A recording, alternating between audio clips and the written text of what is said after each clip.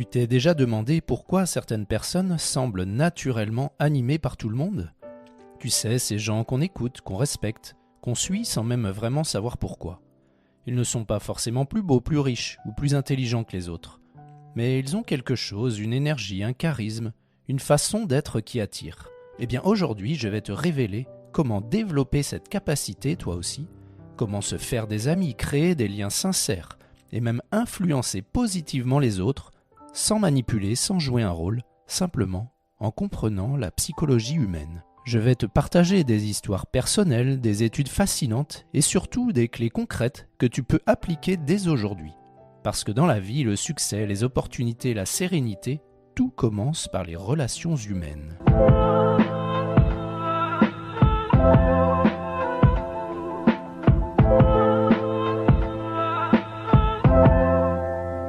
Je me souviens d'une soirée où je ne connaissais presque personne. Il y avait un type pas particulièrement beau ni charismatique au premier abord, mais il dégageait quelque chose.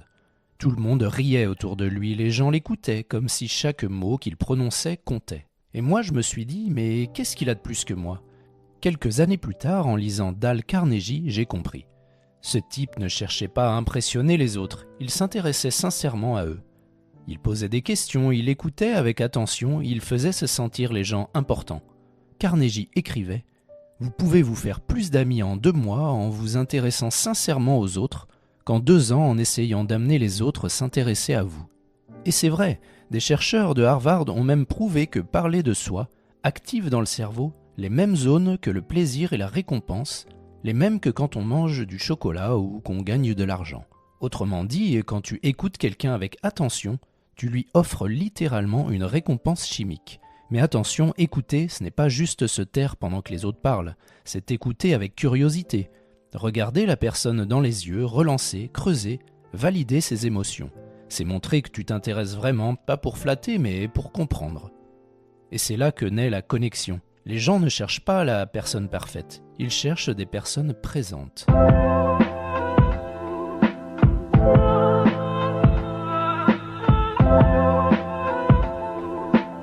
On croit souvent que pour être aimé, il faut plaire.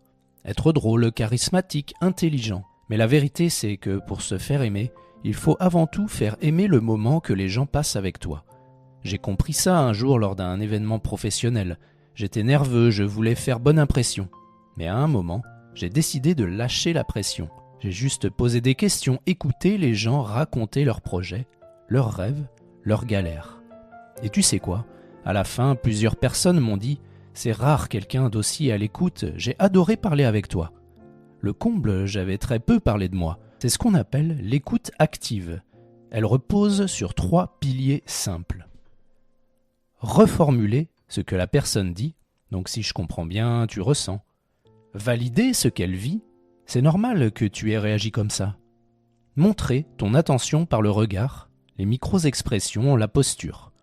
Les neurosciences ont montré que notre cerveau est équipé de neurones miroirs qui reproduisent inconsciemment les émotions des autres. Quand tu es attentif et bienveillant, ton interlocuteur ressent littéralement ton énergie et il se sent compris. Et quand quelqu'un se sent compris, il se sent bien.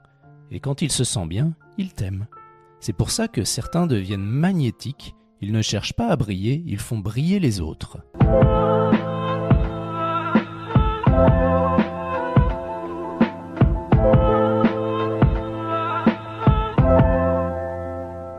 La confiance, c'est le ciment invisible de toute relation humaine.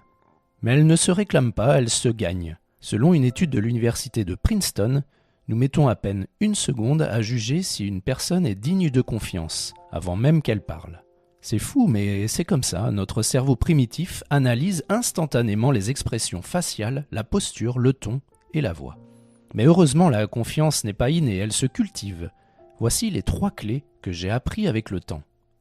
En numéro 1, la cohérence, soit la même personne partout. Pas un masque pour le travail, un autre pour les amis. Les gens détectent les incohérences émotionnelles. En numéro 2, la transparence. Ose dire quand tu ne sais pas, quand tu t'es trompé. L'humilité est 1000 fois plus crédible que la prétention.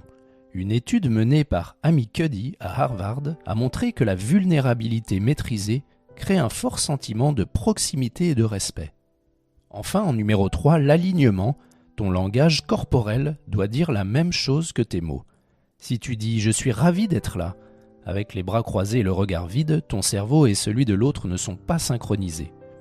Une fois, un collègue m'a dit « ce que j'aime chez toi, c'est que tu parles à tout le monde pareil, du stagiaire au patron. » Et c'est là que j'ai compris, la vraie confiance naît quand les gens voient que tu n'as rien à prouver.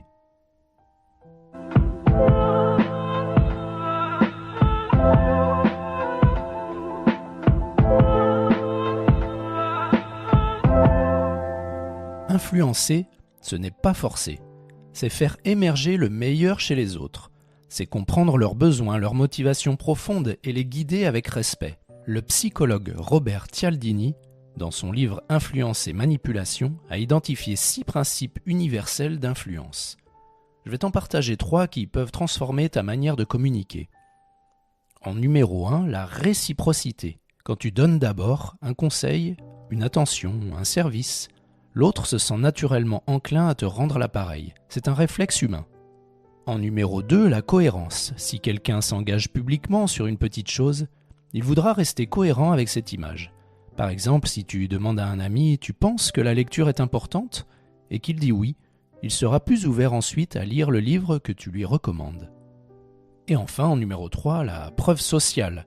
Nous avons tendance à suivre les comportements que nous voyons validés par d'autres. C'est pour ça que les témoignages, les exemples ou même les avis positifs influencent toutes nos décisions. Mais attention, influencer c'est un pouvoir. Et comme tout pouvoir, il peut être utilisé pour manipuler ou pour inspirer.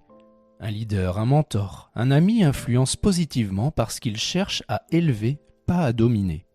L'astuce, pose-toi toujours la question, est-ce que ce que je veux obtenir va aussi bénéficier à l'autre ?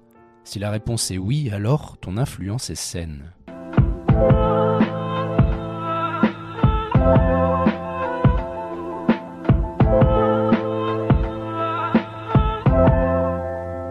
On pense souvent que pour inspirer, il faut être fort, invincible, toujours sûr de soi.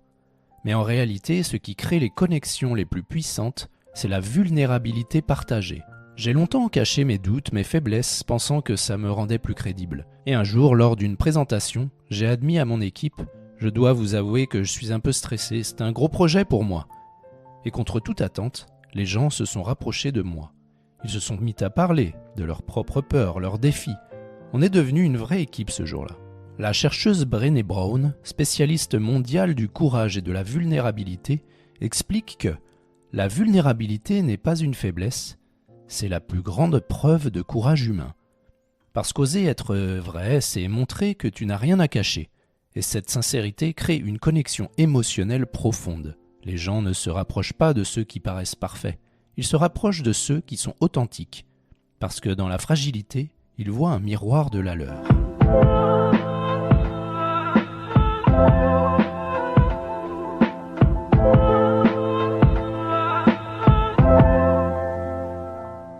Ton corps parle avant toi. Et parfois, il dit tout le contraire de ce que tu penses exprimer.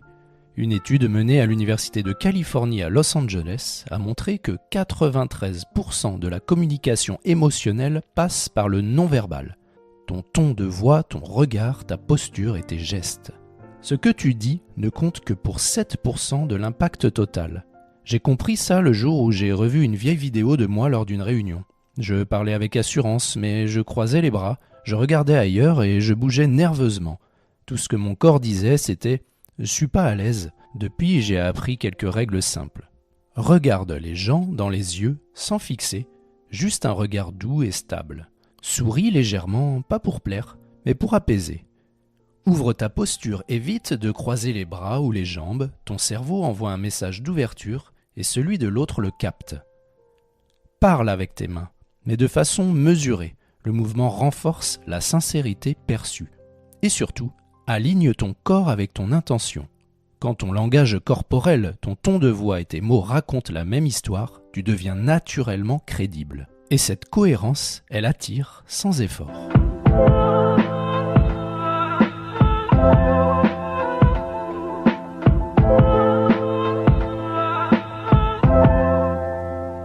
N'oublie pas que les gens oublient ce que tu dis. Ils oublient ce que tu fais, mais ils n'oublient jamais ce que tu leur fais ressentir. Cette phrase de Maya Angelou résume tout. Être inoubliable, ce n'est pas être extraordinaire, c'est créer des moments d'émotion sincère, un compliment sincère, une phrase d'encouragement, un merci qui vient du cœur. Je me souviens d'un ami qui, à chaque fois qu'il quittait un groupe, disait toujours « Merci à vous, j'ai passé un super moment ». Simple, mais à chaque fois, tout le monde souriait.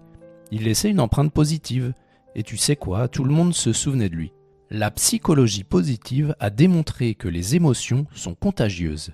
Quand tu souris, ton cerveau libère de la dopamine et de la sérotonine, et ceux qui te voient en bénéficient aussi. C'est ce qu'on appelle la contagion émotionnelle. Alors si tu veux devenir inoubliable, fais en sorte que les gens se sentent plus heureux, plus confiants, plus vivants après t'avoir parlé. Et tu verras, c'est comme une empreinte invisible que tu laisses dans leur esprit.